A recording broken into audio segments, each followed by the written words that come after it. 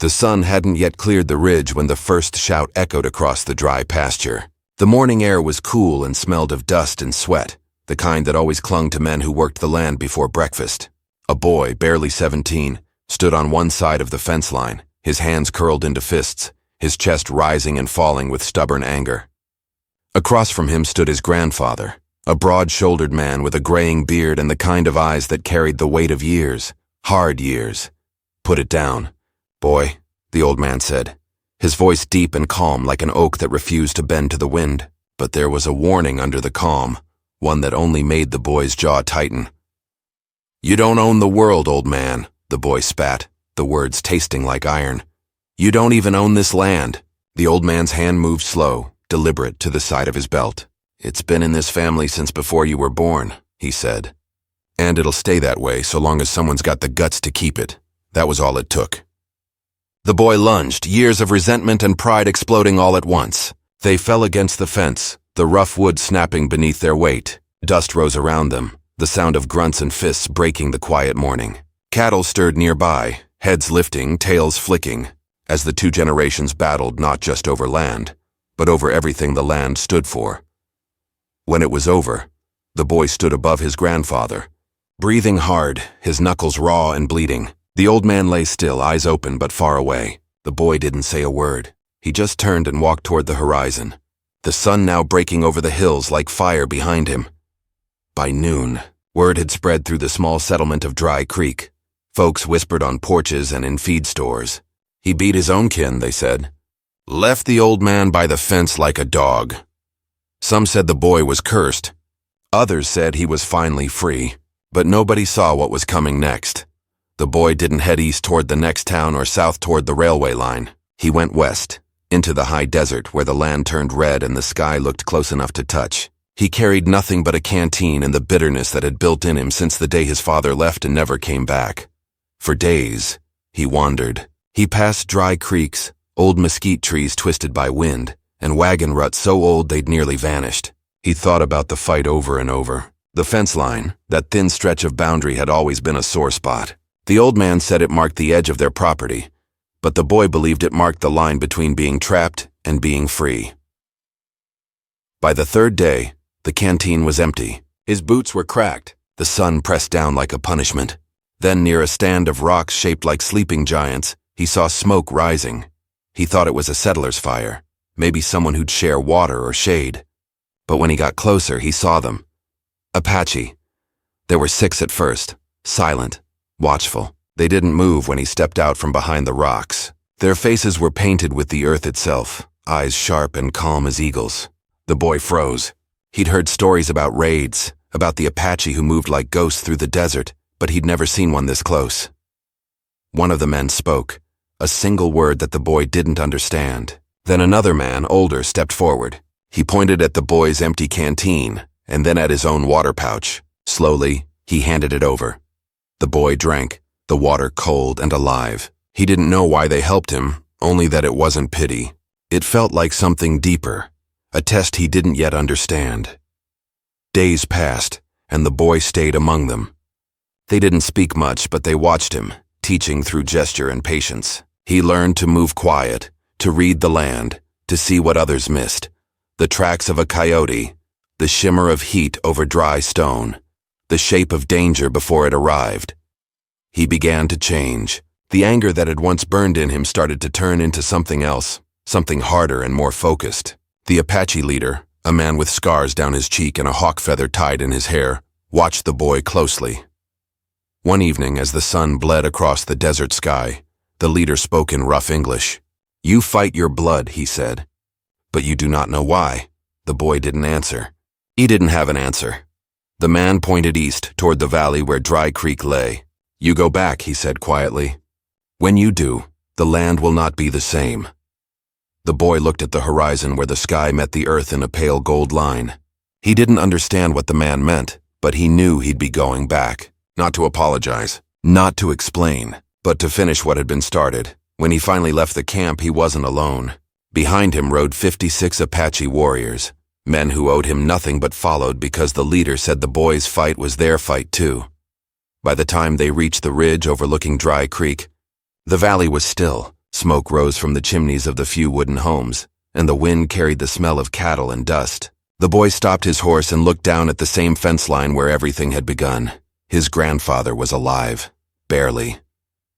The townsfolk had found him that morning and carried him home. He sat now on the porch of the old ranch house, a rifle resting across his knees. The boy watched from the ridge, the Apache silent behind him. He could feel the weight of their presence, the quiet strength, the understanding that ran deeper than blood. He didn't want revenge anymore. He wanted something harder, to make the old man see him. As the sun dipped low, shadows stretched across the land, long and sharp as knives. The boy rode down slow, the hoofbeats muffled by the dry earth. The town dog started barking. A few men stepped out of the saloon, their eyes narrowing at the sight of riders on the ridge. No one knew who they were or what they wanted. The boy stopped at the broken fence line. His grandfather looked up, eyes narrowing beneath his hat brim. The old man's voice, when it came, was low but steady. "You brought company, boy?" The boy didn't answer right away. He looked down at the broken rails, then at the land that stretched for miles in every direction, the land that had torn them apart. "I came to fix what's mine," he said quietly. The wind carried the words between them, soft but sharp as the crack of a whip. Behind the boy, the Apache waited, silent as stone. No one moved. The last light of the sun glowed red across the dry grass, catching the edges of the old man's rifle. Somewhere in the distance, a hawk cried out, the sound cutting through the stillness, and in that moment, right before the first star rose and the world tipped toward night, Dry Creek held its breath, because everyone knew something was about to happen, something that would change the land forever. The silence between them stretched like the dry plain itself, long, brittle, and ready to snap. The boy sat tall in the saddle, his jaw tight, his eyes never leaving the old man on the porch. Behind him, the Apache waited without a sound, their horses shifting slightly but never breaking formation. The people of Dry Creek stood still too, some half hidden behind fence posts or wagon wheels, afraid to breathe too loud. It was as if the whole valley had been swallowed by that moment, hanging somewhere between past and present, blood and dust. The old man's rifle stayed across his lap, but his finger wasn't on the trigger. He just watched. The boy's face was sunburned and rough now, his hair longer, his shoulders broader than when he'd left. He looked like someone who'd seen too much for 17. The old man noticed that right away, the hardness in the eyes, the steady way he sat on the horse. The boy had always been restless, but now there was something else, something settled deep, like stone under water. "You brought warriors to settle a family fight," the old man said finally, voice rough as gravel. The boy's answer came slow, careful.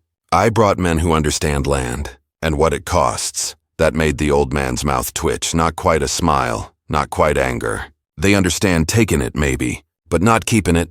The boy's grip on the reins tightened. He didn't answer. He couldn't, not yet. There were too many words stacked up inside him, too many years of being told what he wasn't, what he'd never be. The fight that day at the fence hadn't been about the line in the dirt. It had been about who he was allowed to become. The Apache chief, the same man who'd given him water in the desert, rode forward a few steps. His horse barely made a sound. The people of Dry Creek watched, wide-eyed, as the man looked down at the old ranch house. His face was calm, unreadable. "The boy says this land has ghosts," he said in slow English. "He says the land remembers."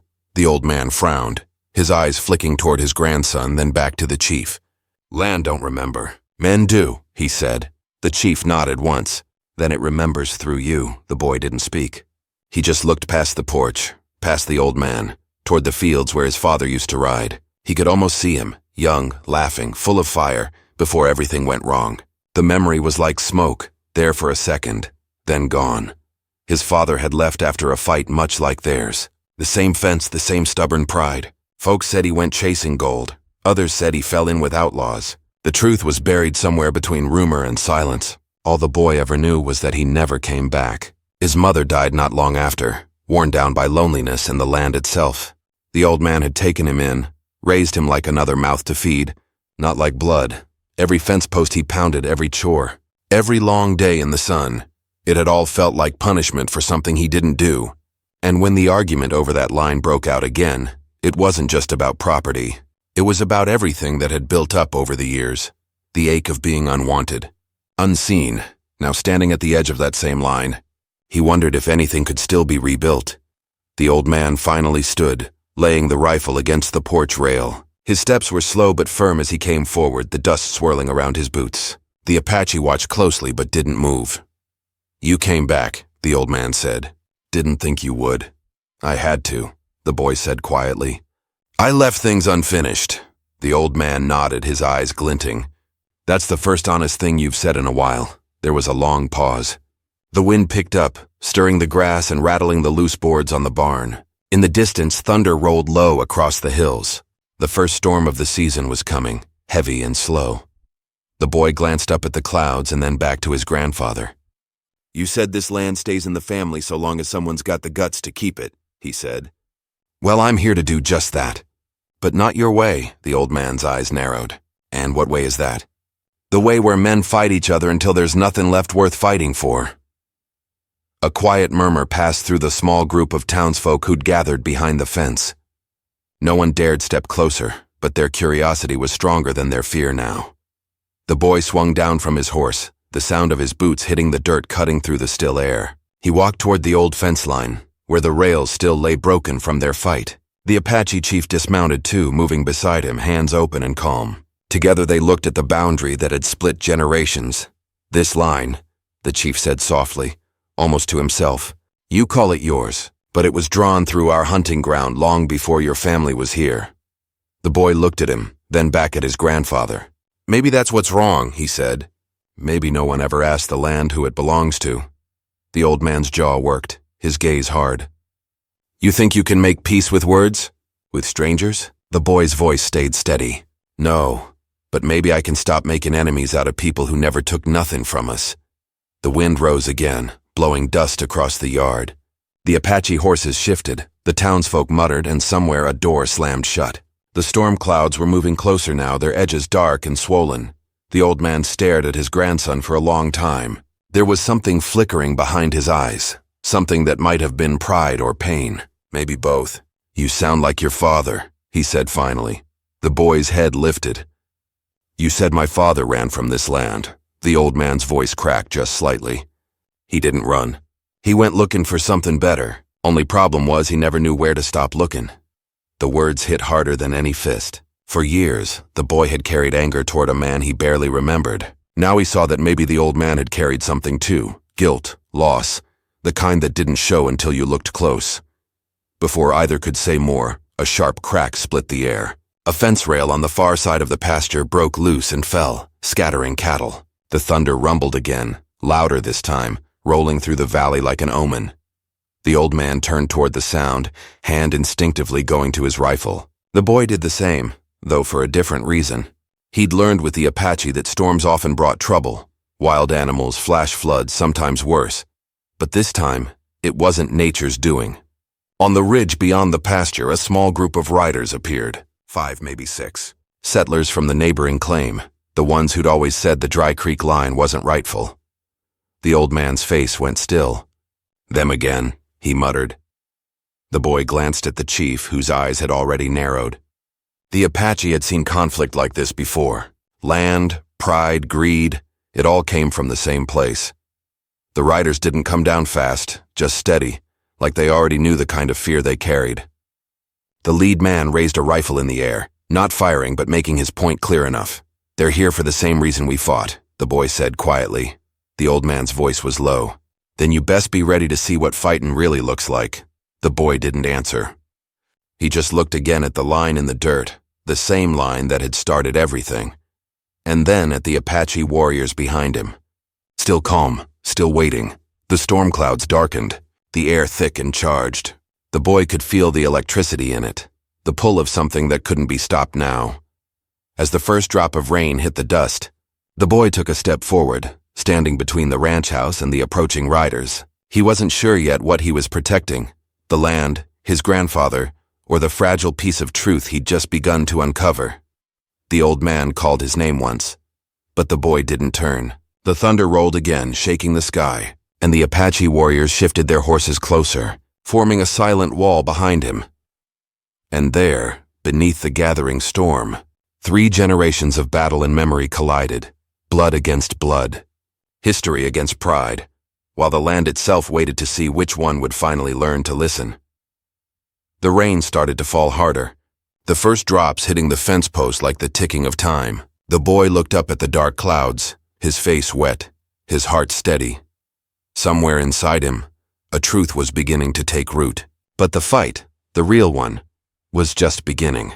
The storm hit fast and heavy, sweeping across the valley like a warning from the heavens. Rain poured in thick sheets, turning the dry earth into mud within minutes. The boy stood near the broken fence, water dripping from his hair, his eyes locked on the riders who now sat motionless on the far ridge. The lightning flashes behind them made their silhouettes look almost ghostly. He couldn't see their faces clearly, but he could feel the tension rolling off them, thick as the thunder that followed.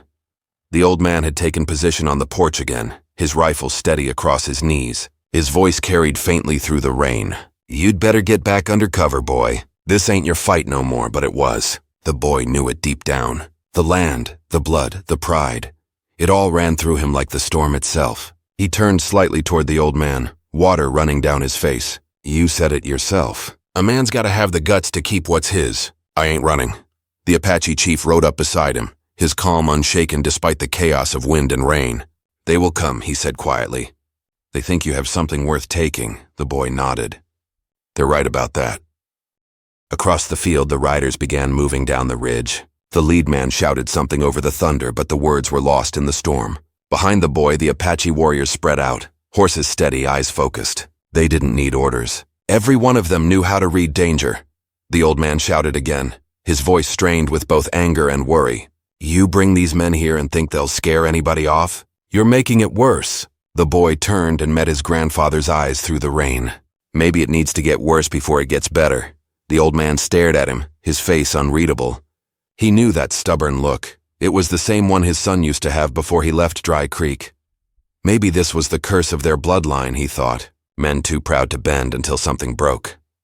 The riders from the ridge slowed as they reached the fence line. The lead man, a heavy-set rancher named Cole Danner, pulled his horse to a stop. His hat dripped rain, his rifle slung casually across the saddle. "You know this land don't belong to you, old man," he called out. "Your claim's been disputed since before your boy here was born. Time's come to settle it," the old man's voice cut through the rain. "You've been saying that for years, Danner. Never had the guts to try it." Danner grinned, though the storm had stolen most of the warmth from it. "Maybe now I do." He glanced at the boy, then at the Apache chief. "You bringin' savages to fight your battles now?" The boy's fists tightened at his sides, but the chief stayed calm. His voice was even, but it carried a weight that made the wind seem to pause. "We fight for the land that remembers," he said. "Not for the greed of men who never earned it." Danner's grin faded. "Careful how you talk, friend. This ain't your war." The chief's eyes didn't move. "It always is." Before anything else could be said, lightning cracked again, close enough to shake the ground. The horses whinnied, restless. For a moment, no one moved. Then Danner jerked his chin toward the ranch house. "We'll talk again when the weather clears," he said. "But you best think about where your line really ends, old man." He turned his horse, motioning for his men to follow. As they rode back into the storm, the boy watched in silence, his heart pounding with something between fear and determination. When they disappeared into the hills, the old man lowered his rifle and looked toward the boy. "You see what you've done?" he said. "They'll be back, and next time they won't just talk." The boy walked closer, mud clinging to his boots. "They were coming either way. You've been feuding with Danner for years. You just didn't want to admit it wasn't about land, it's about pride." The old man's jaw set tight. "You think you understand pride? You don't even understand loss." "I lost plenty," the boy said. "You just never cared to notice." The old man's eyes flickered, something raw showing through for a second. But he turned away before it could grow into words. That night, the storm didn't stop. The Apache built small fires near the barn, their horses tied close, their shadows flickering on the wet ground. The boy sat near one of the fires, his thoughts heavy. The chief joined him after a while, sitting silently before speaking. "You want peace," the chief said softly, "but you walk like a man ready for war." The boy stared into the fire. "I don't know what I want anymore. I just know I can't keep running from what's mine." The chief nodded slowly. "Then you must decide what is yours, the land or the truth that lives on it." The boy didn't answer. He just listened to the rain on the roof, to the restless sound of the horses. to the quiet breathing of men who had seen too much death and still believed in something beyond it. Inside the house, the old man sat at the table, staring at a map that had been in the family for decades. The edges were worn, the ink faded. He traced the fence line with his finger, remembering the day he and his son had first staked it out. Back then, the land seemed endless, full of promise. Now it felt small and suffocating, a battlefield carved into squares. He looked out the window and saw his grandson by the fire, the Apache sitting close around him. There was something strange about it, something that made him feel both angry and proud. Maybe the boy had more of his father in him than he'd realized. As the night wore on, tensions only deepened. The townsfolk who had seen the standoff earlier began talking. Some said the old ranch had brought trouble on itself. Others whispered that the boy had returned with warriors to take back what was never his. Rumors moved faster than the wind, and by dawn, the whole valley was buzzing. The next morning, the rain finally eased, leaving the air cool and damp. Steam rose off the fields as the sun struggled to break through. The boy and the chief stood near the barn, repairing a fallen post. The silence between them was steady, comfortable, until a voice called out from behind. It was a woman's voice, older but strong. The boy turned to see Clara Reeves, the town's only storekeeper, standing at the fence with a shawl over her shoulders. She'd known the family since before he was born. "You stirred up more dust than you can settle, boy," she said, not unkindly. "Danner's been riling up folks since last night. Says he's bringing men from over the ridge. If you're smart, you'll take them riders of yours and go before bullets start flying." The boy wiped his hands and walked to the fence. "If I leave, they'll just come for him," he said, nodding toward the house. Clara sighed. "Maybe so, but you being here's got folks scared. You and them Apaches both." "They're not here to hurt anyone," he said. "They're here because this land's been taken too many times." Clara looked at him long and hard. "Sometimes right and wrong don't matter much out here. Only who's left standing when the dust settles." She turned and walked away, her boots squishing in the wet earth. The boy watched her go, her words heavy in his chest. By afternoon, the horizon was thick with dust again, this time not from storm clouds, but from riders. Danner was coming back, just like Clara said, and this time he wasn't alone. The boy could see at least a dozen horses, maybe more, and all armed. The old man stepped out onto the porch, rifle ready, face grim. The Apache chief mounted his horse, the others following suit, calm but alert. The boy stood between them once more, the weight of both sides pressing against him. On one hand, blood and legacy, on the other, truth and honor. He didn't know which one he belonged to anymore, or if he had to choose at all. As the riders drew closer, the wind picked up again, carrying the sound of hoofbeats and low shouts. The earth trembled beneath them. The boy took a deep breath, feeling the pulse of everything that had led to this moment. The line in the dirt was still there, faint but visible, cutting through the mud like an old scar, and as Danner's men reached the edge of the property, the boy realized the land wasn't just soil and grass. It was memory. It was pain. It was everything they'd all been fighting for without even knowing why.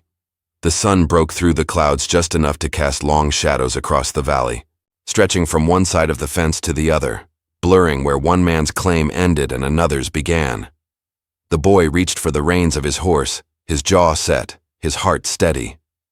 The storm had passed, but the real fight was only beginning. The air felt thick enough to chew. Every man in the valley seemed to be holding his breath as Danner's riders spread out across the open field, their horses kicking up lines of dust in the wet ground. The rain had stopped, but the clouds still hung low, heavy and bruised-looking, pressing down on the land like a lid about to burst. The boy stood by the broken fence, every muscle in his body drawn tight, his eyes fixed on the approaching riders. Behind him, the Apache warriors waited without a sound, their calm presence like the steady beat of a war drum in the distance. The old man stepped off the porch, rifle still in hand. His boots sank into the soft ground with every step. He didn't say anything at first, just stared at the group closing in, his face a mix of anger and resignation. The years had carved deep lines into his skin, and in that gray light he looked older than ever. But his back was still straight and his grip on the rifle was steady. The boy turned to him. "We don't have to do this," he said quietly. "We can talk first." The old man didn't look at him. "Talking never changed men like Danner," he said. "Only thing they understand is who's got the stronger hand." "You tried that for years," the boy shot back. "And what did it get you?" The old man finally glanced at him, his eyes sharp. It kept this land ours. For how long? The boy asked, voice low. Until somebody younger or meaner comes along and takes it from you? Before the old man could answer, the sound of approaching hooves drowned out their words. Danner pulled his horse to a stop just a few yards away. He didn't bother with greetings. His rifle was already across his saddle, hand resting casually near the trigger. His men spread out behind him in a half circle. "Morning," Danner said, his tone mocking. "Hope y'all had time to think about yesterday's talk." The old man stepped forward, the barrel of his rifle gleaming faintly in the weak sunlight. "I've been thinking about it for 20 years, he said. "And I still don't owe you a damn thing," Danner chuckled, shaking his head. "You always were a stubborn fool. But now you got your grandson bringing in outsiders to play soldier on my doorstep." His gaze flicked toward the Apache warriors. "That's a bold move for a man with so little left to lose." The boy stepped forward then, his voice calm but strong. "They're not here to fight your kind of war, Danner. They're here because this land's older than either of us, and it remembers who tried to own it."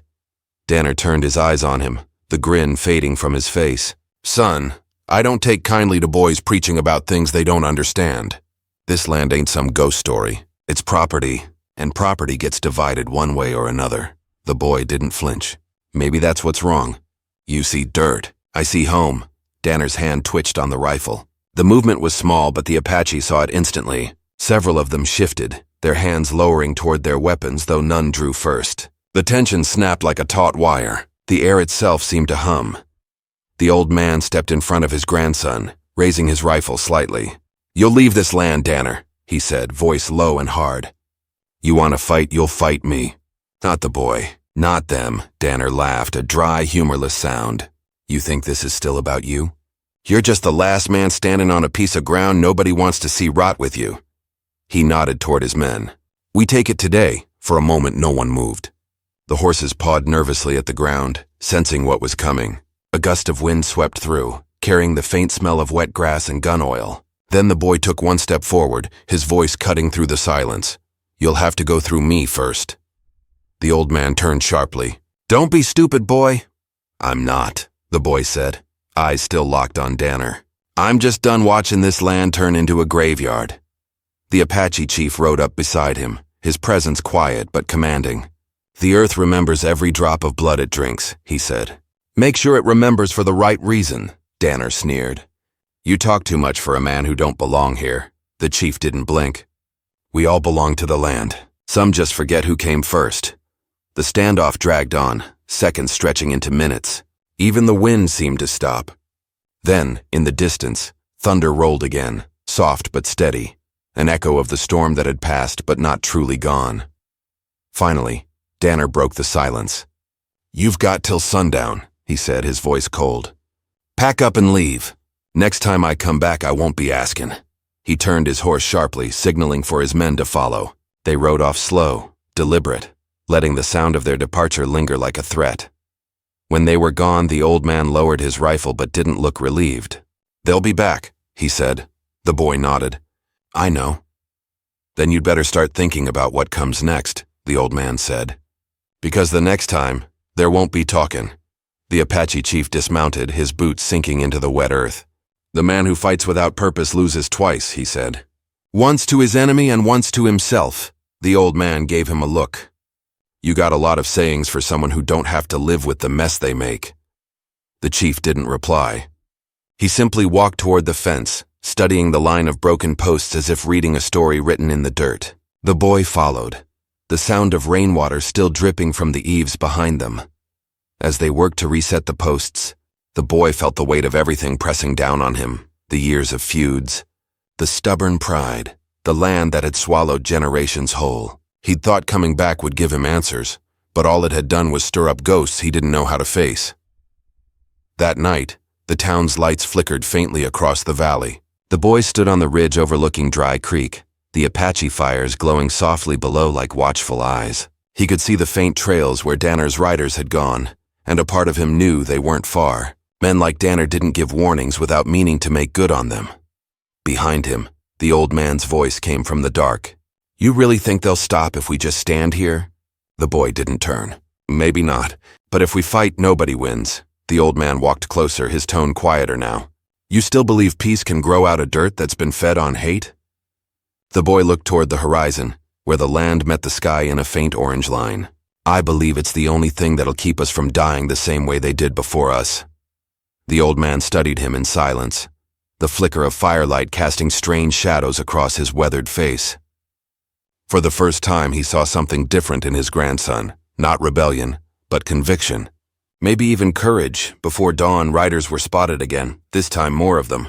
Dust rose from the ridge like a storm. The boy was the first to see it, the faint shapes moving fast across the plain. He ran to the barn, calling out for the others. The Apache were ready in moments, silent and focused, while the old man checked his rifle one last time. "They're not waiting for sundown this time," the boy said. The old man nodded grimly. "Told you they wouldn't." The sound grew louder, the thunder of hooves rolling closer until it filled the air. The boy's heart pounded, but his hands were steady. The Apache lined up along the fence, their faces calm, eyes sharp. The chief turned to him. "This is the moment the land remembers," he said quietly. "How it ends will depend on what you choose." The boy looked across the field where Danner's men were spreading out again. There was no avoiding it now. Every path led back to this, blood and pride and the stubborn soil that refused to forget. He stepped forward, standing in the open, the wind tugging at his shirt, his boots sinking slightly into the damp ground.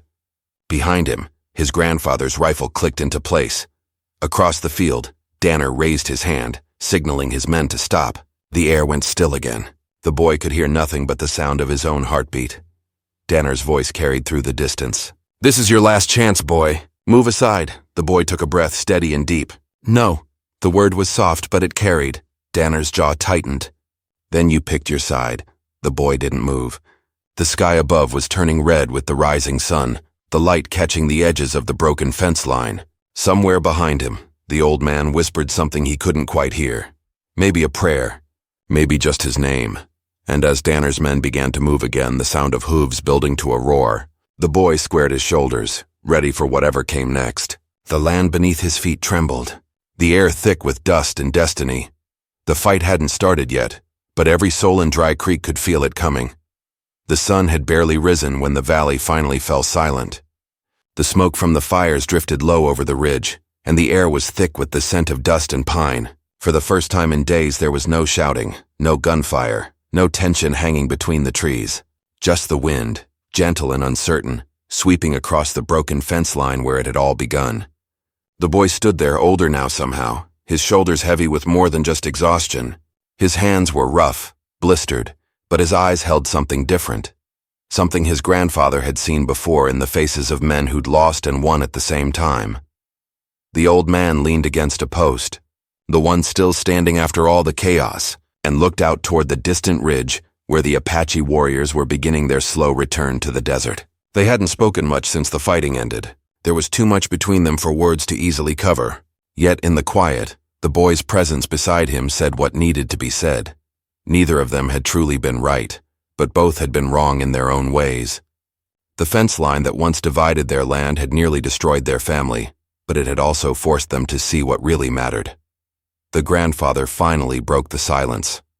His voice was low, worn, and filled with a kind of weary respect. "You came back," he said, "and you didn't come alone." The boy nodded slowly, still watching the warriors in the distance. "They came because I asked," he said softly, "but not for war. They came because I told them what you once told me, that a man's word is all he's got. I gave mine to them." The old man looked at him for a long moment, then down at his own calloused hands. "I guess that means I owe them my thanks," he murmured. The boy turned to face him. "No," he said quietly. "You don't owe them anything. You just have to see what they see." The old man frowned, confused, but before he could ask what the boy meant, one of the warriors approached. He was older, with a strong face and deep lines carved from sun and battle. He spoke little English, but his words carried the weight of years. "Land is not yours, not his. It is only borrowed," the warrior said, pointing at the ground between them. "You fight over lines that wind cannot see." The grandfather said nothing. He didn't have an answer. He just nodded, slowly understanding. He'd spent half his life building fences, staking claims, fighting for every inch of earth, thinking that meant he was holding on to something real. But now, standing there with the boy and the warrior, he saw how foolish it had all been. The fence, the fight, even the pride. It had cost him more than land. It had almost cost him his grandson. Later, when the warriors were gone and the valley was quiet again, the boy and his grandfather worked side by side repairing what had been broken. Not all of it could be fixed, some wounds were too deep, but they worked anyway. The sound of hammers and the smell of wood filled the air once more, but this time there was no anger in their motions, only understanding. Each post they set into the earth was not a wall, but a marker of peace. As they worked, the boy told his grandfather what had happened after he left that day. He told him about the trail through the desert, the days without water, and the way the Apache had found him half-starved and alone. He told him about the old woman who had nursed him back to health, and the chief who taught him that strength wasn't just in fists or words, it was in knowing when not to fight. The grandfather listened, saying little, though every word struck deep. He realized now that the boy had gone to find something he himself had long forgotten: humility. By the time the last post was set, the sun was dipping low, bathing the valley in a golden hue that felt almost forgiving. The boy leaned against the fence and looked out at the horizon. "You think they'll come back someday?" he asked quietly. The old man nodded. "Maybe," he said. "But if they do, I hope it ain't for fighting." The boy smiled faintly, then looked toward the mountains, where a faint line of smoke still rose in the distance. "They said they would watch from afar, to see if we remember." The old man took off his hat and wiped his brow. "Then we best make sure they got something worth watching," he said. For the first time in years, the two of them laughed, small, rough laughs that came from someplace honest. It didn't erase everything that had happened, but it softened it. The boy saw in that moment that maybe forgiveness wasn't a single thing you gave or received. Maybe it was something you built piece by piece, like a fence that didn't divide, but held a place together. As night fell, they lit a small fire and sat beside it. The land stretched quiet around them, stars beginning to spill across the sky. The boy picked up a stick and stirred the embers, his mind heavy with everything that had come before. "Grandpa," he said finally, his voice barely above a whisper, "did you ever think maybe we were both wrong?" The old man stared into the flames for a long time before answering. "Every day," he said. "But maybe being wrong's what makes us human, gives us a chance to set things right." They sat in silence after that, the fire crackling softly. The boy felt the weight of his journey settle in him, not as a burden but as something earned. He'd gone away a child and returned a man, not because of the fight, but because he'd learned what kind of man he didn't want to be. And the old man, for all his pride and mistakes, had found something too. Peace at last, not from victory, but from understanding. In the months that followed, the valley slowly healed. Grass grew again where the ground had been torn by hooves, and the streams ran clear after the rains came. The townsfolk whispered about what had happened, that the boy had brought warriors to the ranch, that the old man had faced them without fear, that somehow no blood had been shed. No one knew the full story, but the ones who did never spoke of it for pride or glory. It was enough to know that something had changed, not just in the valley, but in the hearts of the men who called it home.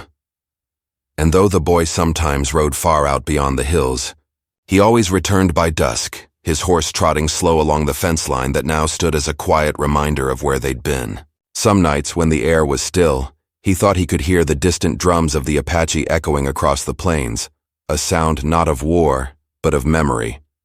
He'd close his eyes then and whisper a promise into the wind, that the land would be shared, not owned, that his family would remember. Years later, when the old man's chair sat empty on the porch, the boy, now a man grown, took his place there, watching the same sunset his grandfather once had. The fence still stood, weathered but strong, and the valley still breathed the same quiet peace. He thought about all that had been lost, all that had been learned, and all that still remained. And in that stillness, he understood the truth of what the warrior had said, that land and life alike are only borrowed, and what matters most is how you care for them while they're yours. The wind moved softly through the grass, carrying with it the echoes of the past, the clash, the fire, the forgiveness. Somewhere in that sound, the boy could almost hear his grandfather's voice again, rough and tired but warm now. "You did good, son," it seemed to say.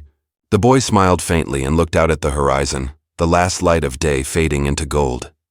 The valley was quiet once more, but this time, it was the kind of quiet that meant peace, not distance. And as the stars came out one by one, he felt certain that both the living and the lost were finally watching the same sky, with no fences between them anymore.